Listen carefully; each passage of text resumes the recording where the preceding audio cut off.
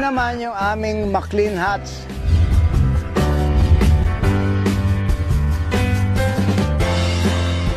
Nag-umpisa ito, unang-unang McLean Hats namin, nakuha ko long time ago kay Mami Lacson. Ngayon yung anak niya si Joey Lacson, pinuntahan ko sa Bacolod, kumuha ako ng kanilang tinatawag na high action McLean na Harold Brown. Kumuha rin ako sa Amerika kay Larry Romero dahil nabalitaan ko, true rin siya, talagang ganun ang McLean. Nalalaban namin sila ng puro. Last year sa araw ng Davao, may nilabang kaming puro sa eliminations, March 16. Nanalo yun. Nagulat nga yung mga katabi ko dahil umiilag.